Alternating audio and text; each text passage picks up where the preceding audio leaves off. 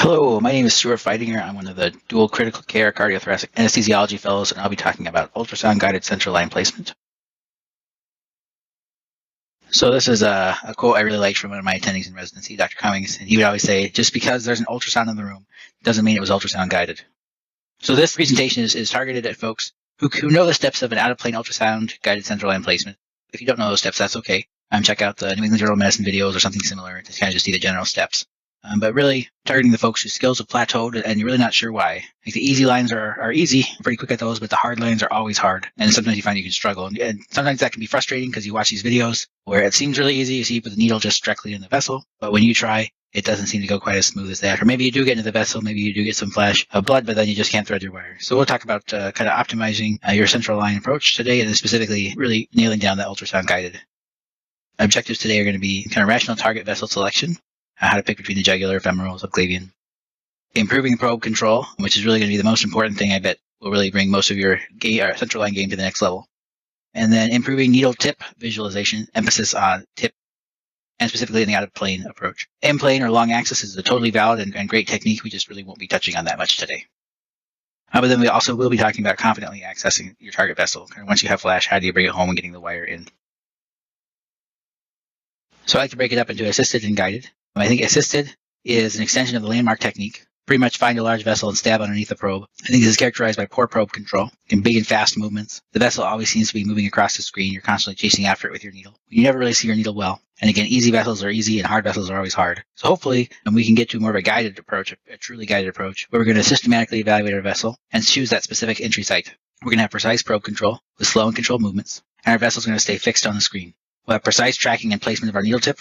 And if you can really master this, you'll find that there's a lot fewer hard vessels out there. So for an example, on the left here, this is what I would say would be something like an assisted approach, where the vessel's moving all over the screen. You don't really see your needle. Maybe you see some tissue indentation, but really don't really have good tracking of your needle tip. If you look at guided here on the right, this is more the approach that I think really you try to aim for, where you have slow, precise movements. The vessel stays still. You find your needle tip, advance it down, and you enter exactly where you want it to be. You know exactly where you are. You know exactly where your needle tip isn't, and really have this precise control. If you can place your needle tip anywhere you want it to, then again, it really doesn't matter if the vessel's big, small, whatever. If you can put your needle tip where you want it, then you can get it where you need it to be. So vessel selection. In general, most of what I'm going to be talking about applies in terms of technique, applies to any of your major vessel sites, femoral, jugular, subclavian. But either way, any of those, you're going to see a paired artery with a large vein, and the vein is going to be collapsible. The classic central line placement options are going to be jugular, subclavian, and femoral. And we'll talk a little bit about the pros and cons of each one of these spots. So this is kind of one of the big landmark trials. It's called 3 Sites, which compared in a semi-randomized way complications among the different major sites. So they looked at subclavian versus jugular versus femoral complications. So they started off looking at bloodstream infections, kind of the collapse we all know and fear. And so what they found, subclavian in this study had the lowest rates of central line associated bloodstream infections. Interestingly, despite kind of the common thought process of the femoral being a higher risk of infection than jugular, in this study specifically, they didn't really find that, with similar rates or maybe a little bit higher with jugular. Either way, the subclavian was the lowest. And then for DVT, kind of a similar pattern with subclavian being the lowest risk of DVT, femoral having the highest risk here. And the final category was mechanical complications, really where the subclavian had the highest risk. For this study, the mechanical complications were defined as a composite outcome of a pneumothorax, hematoma, or arterial injury. Notably, though, while in this study, jugular and femoral were largely ultrasound guided, the subclavian group here still was mostly landmark. So another study came out, kind of comparing the real-time ultrasound guided subclavian versus landmark approach and kind of the complication rates of that. Look at a number of different outcome measures. But few notable ones were the success rate was much higher with the ultrasound group in this study. Arterial puncture was fairly low, or was lower in the ultrasound group than landmark, as was hematoma and pneumothorax. In this study, they didn't have any pneumothoraces in the ultrasound group. And these 3 together, again, remember, comes back to the composite mechanical complication outcome in 3 sites. So we kind of Frankenstein these 2 studies a little bit and put them together. If we look at the complication rates among the subclavian group in 3 sites and kind of extrapolate our information from the other study with ultrasound guided, we've actually found a similar mechanical complication rate in terms of a composite outcome, but more so that with hematoma and arterial stick. And there was no pneumothoraces in this group. I guess this isn't terribly surprising about the increased risk of hematoma compared to the other 2 sites, given the difficulty or impossibility of compressing subclavian vein given its proximity to the clavicle. So kind of in summary here, our vessel options, we have our subclavian, which seems to have the lowest collapse rate. This is actually UW's preferred CVL site. If you look in the policy, I think it's mostly just because they track collapses and they don't track pneumothoraces. But either way, it is a good option. However, I would be careful in somebody with a bleeding coagulopathy, as this does have the highest risk of hematoma, and you can get into trouble because you're not able to compress it. And low risk of pneumothorax with ultrasound. This, interestingly, is actually lower rate of pneumothoraces than even those associated with a blind NG or OG placement in an intubated patient. Femoral is a good option, and it does have the highest risk of DVT, though the risk of lowest rates of mechanical complication and the risk of infection may be just a touch overblown compared to that of the jugular. I will say from an ICU standpoint, in a perfect world, I'd prefer not having a femoral line just because it can impair significantly the mobility of the patient kind of down the road. But in the moment you need access, and that's what you can get, and it's a lot better than nothing. So, but still my preference, if I can get something else, I usually will try that for that. But again, if that's all you can get, that's all you can get. Jugular, kind of the risk somewhere in between, actually similar rates of central line associated infection as the femoral. Lower risk of pneumothorax, especially if you don't do ultrasound guided, than the subclavian. So that kind of gives you the pros and cons of the various sites for access, and I wouldn't say necessarily that one is better than the other. They each have their pros and cons, and they all have a valid role, I think, in central line placement. So moving on to probe control. This is kind of one of our critical areas, I think, and it's really one of those things that can make or break your central line game, I think, where a lot of people struggle. This is something I see commonly. I call it joysticking, where you're holding the probe up off the patient. Don't do that. So there's no way you're going to get precise probe control holding a probe like this. You can see that my hand is far off the patient. I'm just kind of hovering in midair. You're not going to be able to move precisely, and you're going to be putting way more pressure on the patient than you should be and obscuring your view. Proper probe control or probe position is holding the probe with your hand firmly anchored on the patient, your hand firmly anchored to the probe, and the probe kind of lightly on the patient. I tell my residents on the anesthesia side, if they're up overnight and don't have anything going on and kind of bored, and they have an ultrasound, one good way to know that you have adequate probe control is if you can have a friend and you can put that probe on there and put a vein or an artery or something random on the middle of the screen. If you can pull your cell phone out of your pocket, look down at it, send a text, and put it back in your pocket, and if you look back on the screen and the probe hasn't moved or the vessel hasn't moved, you're doing a good job. And that really, it sounds kind of silly, but that's really critical. I don't know how many times I've seen people when they get the vessel on the middle of the screen and they're about to numb the patient before they do a stick, they grab their lidocaine, they look down at their hands, they inject the skin, and they look back up at the screen, and all of a sudden the vessel's all the way off the side, and they numb the wrong area. So really being able to have this probe control where the vessel doesn't move unless you want it to is absolutely critical. So again, hand firmly attached to the probe, hand resting on the patient, probe lightly resting on the patient. In an idealized world, you would have the probe kind of hovering or off the patient with a layer of gel in between the patient and their skin. This is not exactly realistic. You are going to have the probe on the patient a little bit, but it's definitely going to be, it should be a lot more similar to what's on the left than what's on the right here. You really don't want to be pushing down terribly hard, especially when you're trying to do venous access, and especially if they're hypovolemic, because you're quickly going to find that your target vessel is going to be a lot harder to stick, and it may just disappear completely. You can see here in this video, previously large vessel is now very, very collapsed when they're pushing down with the probe. And that's not uncommon at all. This is critical in hypovolemic patients. Not uncommonly, I will do a line in a patient or either peripheral IV or a central line where other people have struggled and the patient's very hypovolemic. And it's usually they have really small target vessels or they aren't finding anything for like a peripheral IV. And then when I try, I just gently rest the probe on the patient and I have all of a sudden these big targets that other people could hit. It's just they never saw them or made their targets a lot harder to hit because they're pushing too hard. It's a really low-hanging fruit in terms of making things easier for yourself, especially in the hypovolemic or hypotensive patient. All right, so now talking about needle tip visualization. So this is absolutely critical in the short axis out-of-plane approach. The out-of-plane approach, you're really going to get a cross-section of your needle tip, of your needle, I should say. So if you have the beam over the needle tip, you're going to see a dot. If you have the beam over the middle of the needle, you're going to see a dot. So the only way you know that you are at your needle tip is if you move the beam past the needle and the tip disappears, or the dot disappears. That means you're now past the needle, and then you come back. So as soon as you hit where you're getting the dot back on the screen, that means you're at your needle tip. So this is absolutely critical when you're doing an out-of-plane approach, is you're constantly going to be playing kind of a hide-and-seek game with a needle tip. You're going to be going just past it with your probe until it just disappears and then advancing your needle so it comes back on the screen. Again, absolutely, absolutely critical. In the in-plane approach, where you have your needle visualized the whole time, you don't move your needle unless you can see it. In the out-of-plane approach, you don't move your needle tip. You don't move your needle unless you can't see it. But you should be advancing just into that beam so you always know where the needle tip is. Can everyone see my needle tip here? Here, I'll jiggle it. You can see that nice bright dot right in the middle of the vessel. Looks great, right? Well, we never actually saw it disappear. So let me go into long axis here and take a look.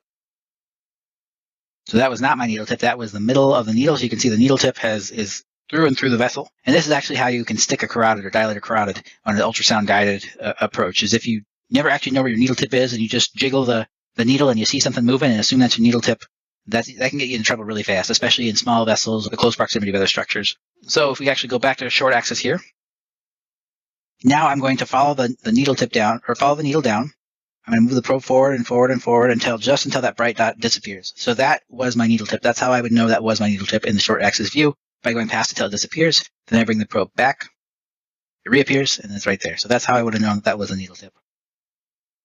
All right, another really critical point has to do with what's called the angle of incidence or angle of inclination. And this has to do with the angle of the needle compared to the angle of the beam coming from the ultrasound. So if the needle is perpendicular to the ultrasound beam, your sound is going to go down, hit the needle, and come right back up, and you're going to have a very bright white needle tip as the vast majority of that sound energy is going to return to the ultrasound probe.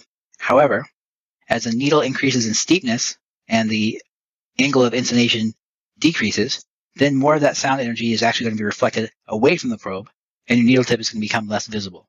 As you get to an extremely steep angle, then you may have the vast majority of that sound energy being reflected away.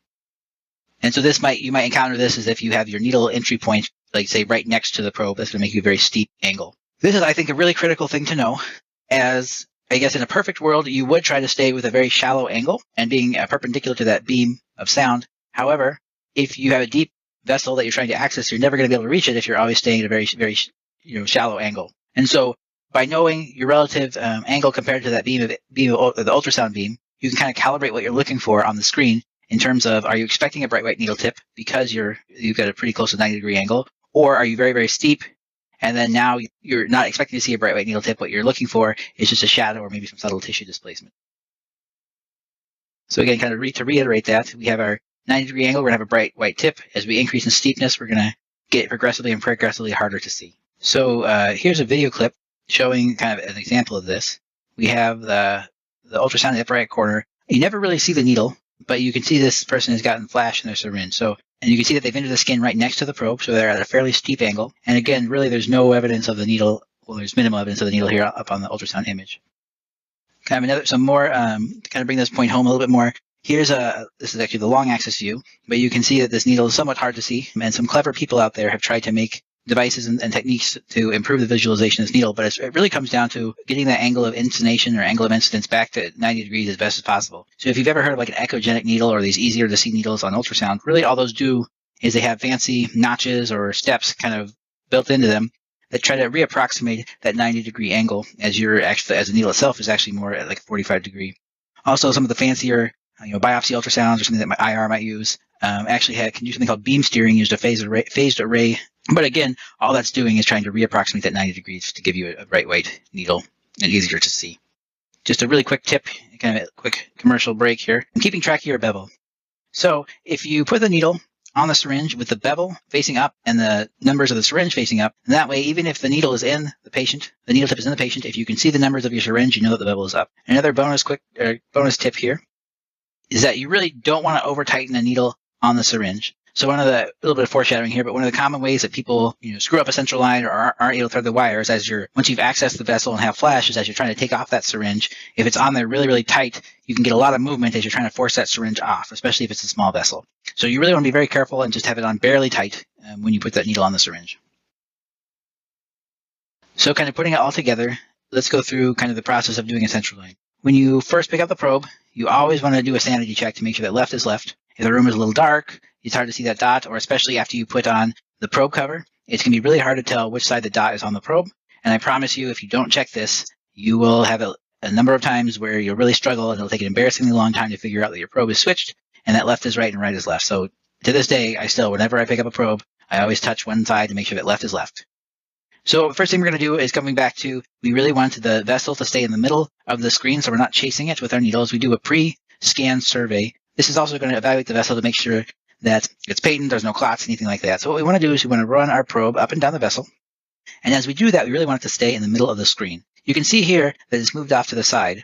So as we go, if we're not in line with that vessel, it's going to move closer. Well, the probe side is going to move closer to the vessel, and it's going to appear to go from side to side. So we want to be able to find an orientation of that probe that as we move it up and down, that vessel is really going to stay in the middle of the screen. You can kind of think of the vessel as a railroad track and your probe as a train. We really wanted to have it staying perfectly over that vessel so the vessel stays in the middle of the screen, and that way you're not chasing after it when you have a needle with your needle tip. This can actually be a little bit frustrating at first, especially if you don't kind of have that muscle memory of how to automatically adjust. But it's really something I wouldn't rush, and I would really make sure that I could do this easily every time I do this with a patient. I make sure I can, because I promise you it's not going to get easier once you have that needle in their neck. So a little trick, if you're having a hard time and things are just not clicking, and no matter what you do, it seems that the vessel is running off to the left or the right, one thing you can do is kind of in your head make an imaginary X, kind of closer to you where the vessel's in the middle of the screen, and then just move the probe up, and if it moves off to the side, that's okay.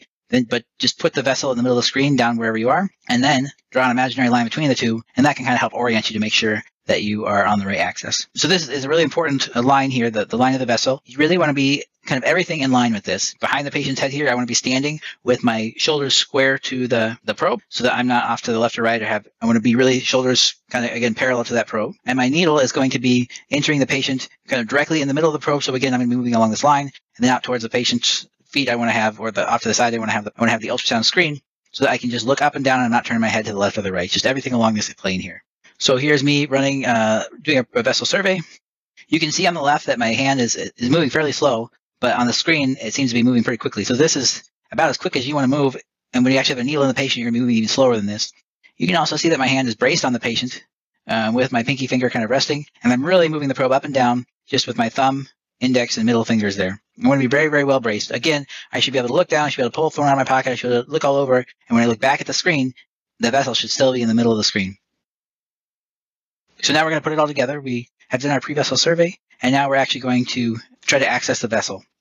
So our focus here is really going to be picking a needle entry site, and again, needle tip visualization is absolutely critical. So here we are. We're going to do our pre-scan. We can see that our vessel stays in the middle of the screen on our ultrasound. Then now we're going to pick our entry site. So some people might try to enter the skin right next to the probe. I'd recommend not doing that routinely, especially with a vessel that's fairly shallow, like 2 or 3 centimeters or less.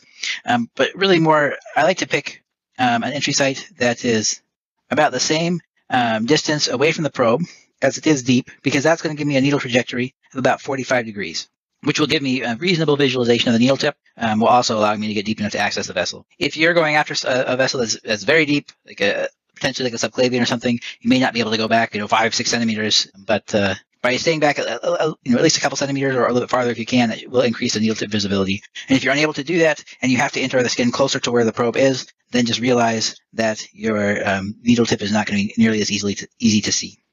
In terms of entering the skin, left, right, or center of that the middle of the probe, I would really recommend entering kind of dead center of the probe. So your goal is to be right over the target vessel, the straight down trajectory. Sometimes, especially newer folks, they see the artery over there on the left and they're really worried about sticking that, so they stick the needle in the skin on the opposite side of the artery. I would really strongly recommend against doing that, because if you look at the trajectory you need to take to get to the vein, you aim right at the artery. I would highly recommend that you try to aim for the center of the vein and go straight down. However, if you're going to cheat one side or the other, I would actually say cheat artery side, because that's going to give you a trajectory away from the artery. Again, I would say aim towards the middle and go straight down, but whatever you do, don't cheat on the opposite side of the artery, because you'll end up aimed right at it. All right, so we've done our pre-vessel scan. We've got our target entry site. Now we get our needle through the skin. This can be a little challenging, especially with floppy skin, and we want to hold tension. So if you have your probe hand resting on the patient, you can actually use like the hypothenar eminence of your hand to pull traction on the skin while it's also holding the probe, which is another bonus of having your hand resting on the patient with the probe. But okay, so we've gotten through the skin with a nice 45-degree angle. But again, that should give us reasonable visualization of the needle. But if we wanted to see the needle tip very well, we would be more at a 90-degree angle. So what I usually do here is I drop the angle of my needle, which to make that 90 degrees or close to, and then I'm going to bring my probe back to find that needle tip. And I should have a fairly bright white needle tip to find here. And that's going to give me that nice angle of incidence to where I can see a good visualization. So now I know where I am and I know where I'm starting. So I'm going to bring with the needle tip in view, I'm going to bring my needle back up to the angle I'm going to be using to access the vessel, and I'm going to be watching that on the screen at the same time. So now I know exactly what my needle tip looks like, how bright it is or how not bright it is, but at least I know the signature of what that's going to look like. If you do this technique, especially early on, I'd recommend really making sure, even look down at your hands after you do it, that you get the needle angle back up again. So if you start low, like I suggested here, and you aren't paying attention, sometimes you can think that you increase the angle of the needle back up, and you never really do, and then you stay a lot more shallow than you meant to and run out of needle. So the first few times, if you do this technique, you get through the skin, drop your angle, find your needle tip, but really pay attention when you bring the angle back up. Make sure that you're getting back up to like a 45, because that's one of the areas I have seen people trying this technique struggle a little bit. But if you just pay attention and make sure your angle gets back up, you'll be fine. Okay, so now we know exactly where our needle tip is. We know our starting point. So now what we're going to do is kind of play the hide and seek that we talked about earlier. So I'm going to bring my probe forward. I've lost the probe or the needle tip, and I'm going to walk the needle tip down. So again, I'm going to just lose the needle tip, so it disappears, and then I'm going to advance the needle back into the view there. So again, a lot of the needle visualization isn't so much that you're getting a bright white needle tip. You can still fairly easily find a needle tip that is subtle or just a little bit of a shadow. If you know the exact square centimeter on the screen you're looking at, you're not scanning up and down the neck frantically looking for this needle tip. And so it's really critical kind of once you started this process where you're marching down to the vessel that the probe does not leave the patient. You don't break contact with the skin. You don't put it down, because if you lose your needle tip, and once you're kind of at this point, it's almost sometimes, especially early on, better to kind of go back to the start and retry again. Because again, it's easy to follow a needle if you know exactly where you're looking. It's hard to start from scratch to find a needle in the middle of the neck somewhere. Okay, so now we've gotten almost to the vessel. So it's kind of a next phase is to actually access the vessel itself. Once you get the needle at the vessel, you'll see tenting. Before you actually enter the vessel, you will see tenting of the vessel itself. You may actually see the needle tip right at the vessel, but not infrequently. You'll actually, the needle tip will kind of disappear at this point. And so really I'll use the tenting itself as my target of where the needle tip is. So kind of the same idea of the hide and seek. The same thing here. I will move the probe until it disappears, come back, and just keep looking for that tenting. And that's how I know where my needle tip is, even if I can't see it at this point. So now I'm ready to actually access the vessel. So I'm going to advance my needle. It may be, at this point, especially early on, it can be a little bit of a struggle, because if you're hesitant or a little bit slow, you're trying to slowly advance, commonly you can just collapse the vein and never actually enter it. So really you want to make sure that you're steep enough here. And also sometimes you need to do just a little bit, I don't want to say the word aggressive, but you got to kind of commit to getting through that vessel. So really, make a half a centimeter, deliberate advance to try to get through that vessel and kind of pop through. Again, we're talking like half a centimeter or so. You don't want to go through and through, but you really have to be kind of decisive at this point. Otherwise, you can just kind of slide across the top or just collapse the vessel and not actually enter. And it can take a couple of these to get comfortable with that, but it's not as bad as you think, and you'll quickly get a feel for it. But all right, so we're ready to actually enter the vessel. So I can't really see my needle tip, but I do see where I'm tenting. So now I'm going to advance my needle. And what I'm looking for is I'm going to see that tenting go away. And then commonly you'll actually see kind of the inverse where it kind of peaks up a little bit. Maybe not, but definitely the tenting will go away. And I will also expect that I have flash in my syringe at this point. So my next step is many people will try to immediately thread the wire right here because they've got good flash. But I would suggest not quite doing that just yet. And we'll talk about that in just a minute. At this point, though, I will follow my needle tip all the way down so I know exactly where I am. So just a really quick aside here. You notice that in these clips I've been showing that I've been doing a slide technique where the probe remains the same angle as the skin, and then I'm just sliding it down the neck or wherever I am. And I think that's a good approach to do because it does give you a reasonable angle of incidence or incidence, so that you should have hopefully an easier time seeing your needle tip. Again, it's not going to be as bright as if your needle was flat. But you may see some folks, instead of doing a slide approach, they'll actually do more of a fan. And I would actually, if you're having a hard time finding your needle tip, I recommend this not be your primary approach. If you do this already and it works for you, it works for you. But you can see that as I fan the probe down so that my beam goes forward and I can follow the needle tip, you can see that the angle of incidence is really going to steepen up, and this will progressively make your needle tip harder and harder to find. It's still totally doable, and as your skills improve and you're able to have that precise probe control, it may not be an issue, and there may be times when this is what you have to do, especially if you're really close to the clavicle. But I wouldn't recommend that be your default, especially early on, or if you have a hard time with finding your needle tip. Conversely, you can actually cheat the probe forward a little bit to really try to get closer to that nice 90 degrees. And so I will use this technique sometimes if I say I have lost my needle tip and I'm really having a hard time finding it. By cheating my hand forward and tilting the probe away from me, I'm going to get that better angle, and then I can use that hide and seek technique to kind of, again, try to find. You can use this technique to do this all the way to the vessel, which is totally valid. But one problem you may notice, that especially if you're up doing an IJ, is that the clavicle kind of impedes your ability to bring the probe far enough down, you aren't able to chase it. So you may have to actually go back up straight. But if it works for you, it works for you. At the very least, I think it's a good trick to have in your back pocket if you do lose your needle tip and you're trying to find it again. Here's just an image of somebody. You can see that they have cheated that probe away from them to try to re-approximate that 90-degree angle. Again, pay no attention to how they're holding the probe. Don't do that. But you can see the angle there. Okay, so now here's a clip of me, and we're going to go from kind of skin to just about where we're ready to poke the vessel. So you can see it's a little bit hard to see, but my needle tip is entering the skin of this dummy here about the same distance as the top of the vessel. I'm going to get through the skin, keep my angle very shallow, and I'm going to bring my probe back. Now you can see that bright white needle tip there. So now I know where I'm starting from. So now I'm going to bring the angle of my needle up. So I'm getting ready so I can have a nice trajectory to get into that vessel. So now the angle of my needle is up. So I'm going to get ready to enter the vessel. I lose my tip. Now I advance my needle into view. You can see that the vessel is tenting. And now it's rebounded, and I'm into the vessel. All right. So now we've got our flash. So what's our next steps?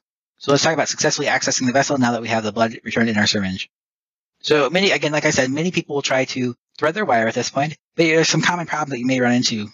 One of them is going to be losing blood return when you disconnect the needle from the syringe. Like you had great, blood return as you're trying to aspirate, but as soon as you disconnect that needle, the bleeding, it's not bleeding anymore, or you try to thread your wire and it just doesn't go. Again, not being able to pass the wire, so this can be caused by what we just talked about, or it may be that your needle is in the vessel and you're just hitting the back wall with the wire. So how can we improve the chances of success once we have our flash in our syringe here? So I'm going to talk about something called the vanishing bullseye technique, or also vanishing target sign, you may see. And so this is a technique you can do once you're actually in the vessel. So what we're going to do is we're going to advance our needle a little bit farther, even though we have flash. We're going to see our needle tip. It's going to go down towards the bottom of the vessel on our screen. As we advance it, we don't want to back wall or go through the vessel. We're going to go advance a little bit more, and we're going to see something like this. At this point, we're going to do that bullseye part. So we're going to put that dot in the middle of the vessel, making it look like a bullseye. So that's going to involve dropping our hand and putting that dot in the middle of the vessel so we have our bullseye. So now we're going to make it vanish. And to make it vanish, we're going to move our probe away from us. We're going to go forward a little bit, a couple millimeters or so. And we're going to do the same thing again. Make that bullseye. And then by bringing our hands back down again. Kind of do this generally 2 or 3 times with the goal. You've gone far enough. If the needle hand is now dropped the angle so much that that needle hand is resting on the patient. So this may take 2 or 3 times. So why do we do the vanishing bullseye technique? So here's a couple of advantages. Here I'll show you a quick video of me doing this. Again, through the skin, I'm at the vessel. Follow it forward. I'm about to puncture. You can see I had the tenting there, and now it's kind of rebounded. You can see it rebounding. So I'm through the vessel, so now I'm going to follow the needle tip down. There's my needle tip. And then I'm going to advance forward, and then I'm going to drop the angle of my hand, making that bullseye. Advance forward, drop my hand, making that bullseye there. So if you look, see how my needle hand is dropped, and so to the point that the hand that was previously holding the probe, I can now rest firmly on the patient, and I can pinch the needle between my index and middle finger while having my probe hand secured onto the patient. I didn't put my syringe on too tight, so it's very easy to take off. So as I take off my syringe, I can now easily and immediately cover that needle with my sterilely gloved thumb. So this is going to prevent any sort of air embolization, and then also it's going to make it a much cleaner procedure. You're not going to have bleeding everywhere. And the entire time, though, because my left hand that's holding the needle now is resting on the patient, I should minimize any movement that occurs as I'm trying to move that syringe or before I get the wire in.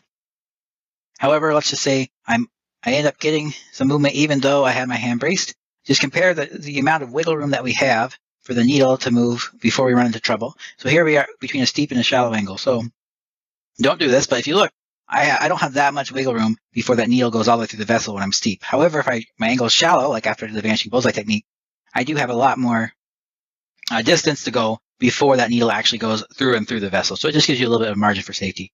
It also gives you a nice demonstration of how the visibility of your needle changes depending on the angle of your needle to the probe.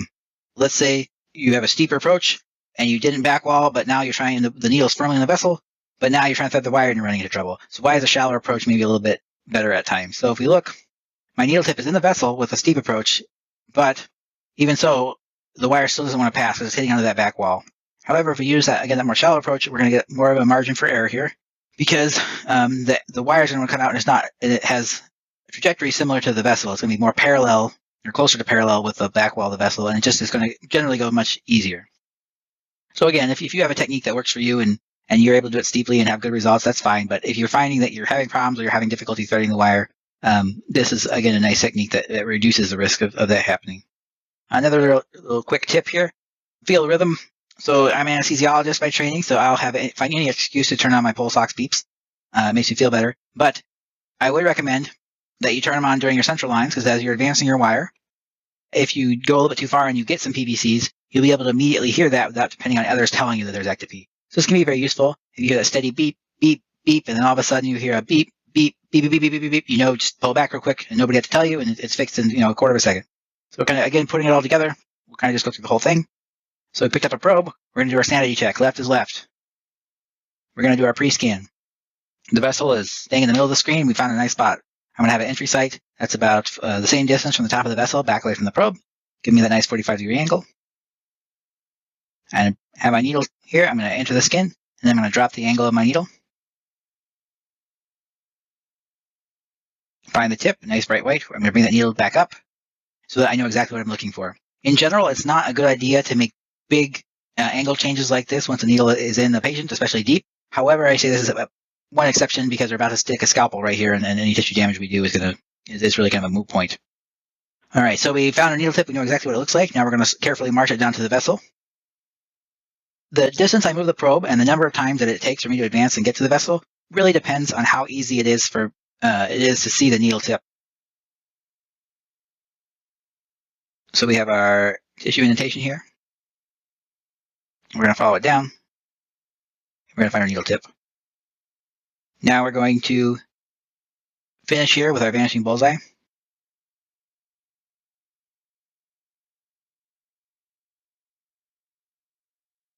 My hand has dropped all the way down, so now I feel confident in being able to advance that wire. So that's kind of the main things I wanted to talk about for the ultrasound guided central line. I do want to go on just one more topic about dilation. I think this is also an area that people sometimes struggle with. So we'll start with a quick tip. Overdilation at oozes central lines. If you've done many central lines, you may have run into where it just seems like after you put it in, that it just wants to bleed around your central line. The nurses are complaining because they always have to change their dressings, or just nothing sticks because it just always is just slowly oozing around that line. That's commonly caused by overdilation or sinking that dilator too deep. The dilator is just for the skin and soft tissue, and it is wider than the catheter. So if you hub that dilator, all you're doing is punching a big hole in the vessel that you won't be able to plug with a catheter, and it's going to bleed. And some of these dilators, especially for like an HD length trialysis line, something like that, these dilators are dangerously long. You definitely do not want to hub a trialysis line dilator. So you really want to just go in far enough that the widest part of the dilator has separated the skin and really dilated that part. You may feel that there's a little bit of resistance, but as you get to that soft tissue, that it kind of becomes just a touch easier and then it goes more smoothly. Really, you shouldn't have to dilate past that. You don't even have to dilate into the vessel. You definitely don't want to get the dilator all the way into the vessel. So we want to dilate along the trajectory of our original needle. Our original needle trajectory. We made our skin neck, and now we're going to advance the dilator.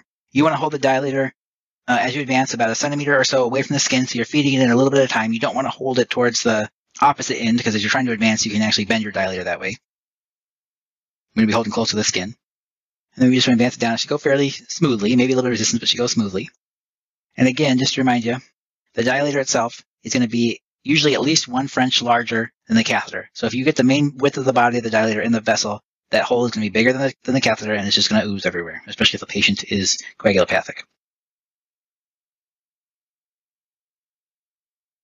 So at most, we're going to get the tip of that dilator in the vessel, and you really don't need to go that far. If you err a little bit on underdilating and have to dilate twice until you get a feel for it, that's okay. But you'll find that times where you have patients, with big lines, like uremic patients with uremic coagulopathy, if you can dilate those well, even though you're putting this fairly large dialysis line in this patient, it won't ooze around there because you'll have a nice seal. So let's talk about kinking the wire. If you haven't kinked a wire, then you probably haven't done that many central lines yet. But this is something that comes up not infrequently. And so it also can be a little bit frustrating because you'll say, oh, if there's resistance, you shouldn't advance anymore. But then maybe your staff comes in and pushes a little bit harder, then it goes smooth. And the next time you try it, you have some resistance, you push harder, and you kink the wire. So why does that happen? So kinking of the wire occurs when you try to dilate on a trajectory that's not the same as the original needle pass. So we look here. My original needle is about 45, but now I'm dilating at a shallower angle. And that's going to cause that kink in that wire. So how do you know if you just need to push harder when you're having a little resistance, or if you're going in the wrong trajectory? So one of the really useful things you can do is kind of floss the wire back and forth, which we'll show here, by moving that wire in and out of the dilator.